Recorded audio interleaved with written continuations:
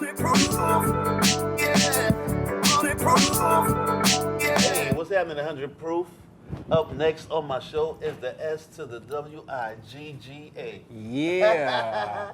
And guess who's to my right still? Hey, your friendly neighborhood Kev Lawrence. And it's 100 Proof. My homeboys, this don't feel like an interview because I knew these guys since I was like 10 years old. Count, 10 years old. I knew these guys since. Crazy. That's two So- hands. Crazy. You know what I'm saying? Straight up, man. So this is like a convo. Well, Let's kick it. just for the history, for the Elementary people who don't know, you're part of a group called Natural Elements. Natural elements, yeah. As it You know what says, I you mean? know, on the Big up cap. to A Butter, Mr. Yeah, Boo, yeah, other members. yeah, And you're a rapper, freestyler extraordinaire, yeah. rap artist. Let them know how you started, man. I started with this guy right here to my left, Charlemagne. We both from St. Lucia. Big up to St. Big out to Lucia. St. Lucia, man. You know what I mean? And big up to the Well, whole, bye. St. Lucia, we love. yeah, and big up to the whole tourism board. You know what I'm saying? And we started out because literally, and I gotta be candid. We talk. We just chopping it up. You know what I'm saying? My aunt and his mom became cool. I used to get babysat by him and his brothers and all that. I used to go over there. You know, I'm talking about like 9 years old and stuff like. I probably met you before 10, but, and I used to go over there and chill. And Charlemagne would like. He put me up on like different things that was happening before I got to New York. And one day, I was rhyming. I wrote a rhyme. We lived the building where I live, and his crib was like right next. I could look down in my window and see his crib.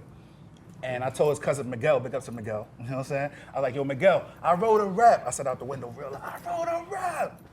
And he said, yo, come downstairs and kick it for Chris. I was like, all right, cool. So I went downstairs, kicked it for him. He was like, yo, come to the studio on Saturday. We do this thing where we make music on Saturdays and I make beats or whatever. So I was like, all right, cool. And then we went from there. You know what I'm saying? Like, I went up there and I met all the guys, Tim, Vidal, big up to Miss Goring. You know, Yeah, and, gave us a place. gave us a place to like hone our skills, you know what I'm saying? A lot of people would have been in trouble if it not for Mrs. G. So shout out Mrs. to G, Mrs. yeah, Mrs. G. And big up to everybody that used to come to the studio. G Blast, Stex, Dante, Wayne Dante. Go pick up his threads, you know what I mean?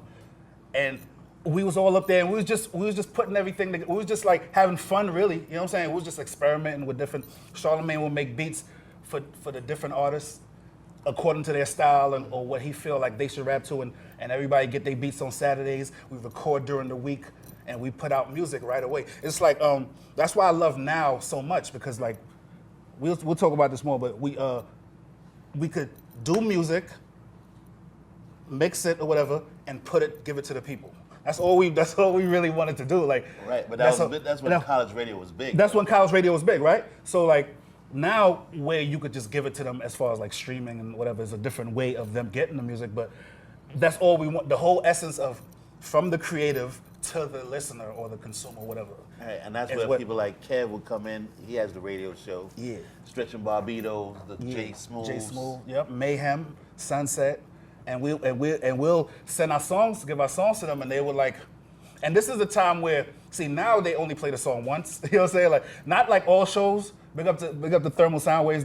They would play the song because they know the importance of repetition for songs that they feel like are good songs. You know what I'm saying? It's like not every song in your playlist, you got to have a new one every week because how do the people gain traction? How do people say, oh, I remember this from last week. I think I like it this week because I just got some head and I like it better this week. so that's what it is. You know what I'm saying? So like, we got it at a time where we got to have repetition and our songs getting played. We give them promos and we be real close to the radio guys and they'll if they don't want to play something they don't play it. But we give them records and they'll play it and it was a blessing. You know what I'm saying? Because we got to gain traction, which is hard to happen now. You know what I'm saying? With new acts. You know what I'm saying? So. That's how really I started. You know what I'm saying? Like so you know. So what do you want to know about Tommy Boy? Yeah, how did y'all got signed to Well, Tommy Boy? yeah, but you escaped.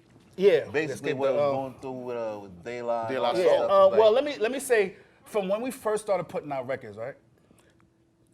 See, like when I hear Jay-Z say like he was labels didn't want to sign him, like we had the opposite problem when we first started when we put out records because labels didn't want to sign us. It's just that we didn't agree to the terms or whatever happened. So the first label that came was Def Jam. When Def Jam came in '95 with Dante Ross, we were still separate artists at that time, really, for the most part. And he was like, why don't we pay y'all to get in the studio and do something called a demo deal, and we'll pay for whatever. And we did like 6 Charlemagne tracks, and well, we did like 1 Kosi, I think. And we from then, that deal didn't work out. But then the label still wanted to mess with us, but then we was like, nah, let's just go back independent and just keep on. So by '98, it was at a point where we was like, okay, if we want to get heard on an international level all at one time, because that's what me and Charlemagne was talking about this earlier, like, as an independent artist, you gotta, the only thing that separates you from a major, besides like the money and certain aspects, is the fact that they could do everything at one time, for everything they do. Whereas an independent has to do everything at separate times, and probably it mightn't meet the time of 3 months or 2 months, or whatever the major labels have set up. So when we got to them is when I got to learn besides the independent, I got to learn the major label, all the departments. Because I dropped out of school by then. See, Because of kicks. I was getting suspended in like. Because of kicks. He was kicking people. Okay. So, so back to what I was saying. So I applied the same thing I knew in school, which is the different subjects, but I applied them to the different departments in a record label. And I was sitting there, and at the time, you know, I was about 19 or 20. So the guys in the department was like, oh, let the little guy that we just signed, and they used to be like, yo, come down and use the gym or whatever, at Tommy Boy. I was like, okay, I'll come through. I use the gym for like 20 minutes. And then I go to the marketing department, every department, and just sit, and they let me sit in meetings and radio meetings, and big up to Sam Crespo, he's at Atlantic right now, but Sam Crespo. Sam Crespo used to be like, yo, L Swift, Long time. you could just sit in the meeting. So I sit in the meeting, I come from uptown, or whatever, sit in the meeting, just chill and just learn, and I'll take notes, just like I was in school, you know what I'm saying? So after that, when I went through my personal stuff in life that led us to having a situation when Time Boy was like, if you don't give us the album in 3 months, we're gonna let you guys go and whatever. But we knew that we had in our contract that we get to keep our masters if anything happened that we didn't, you know, that way it didn't come out. Oh, so we was like, our masters early. oh yeah, we knew the value of our masters because we started with Fortress, so we knew the value of our Started with masters. Fortress and the real Charlemagne. Yeah, real Charlemagne, and we And Vidal. and Vidal and Randy too. You know what I mean? And we learned the independent game. We knew what every aspect of a contract, we knew it. So when we went to their business affairs, or we said, oh nah, merchandising, we want this for no publishing, they was like, and we didn't even take, and to tell you the truth, we could have took a more lucrative deal as far as money, but we knew that the money that we took, we would have been able to recoup in 100,000 records. We knew that. So we knew that as soon as we hit 100,000, we'd be able to recoup and we'd be out of that obligation. You know what I'm saying? So we left with our masters, and it was beautiful after that because now we knew both sides. So long term, independent it and actually was major. better. Not Absolute- to jump, run for the bigger money. Yeah, 100 proof.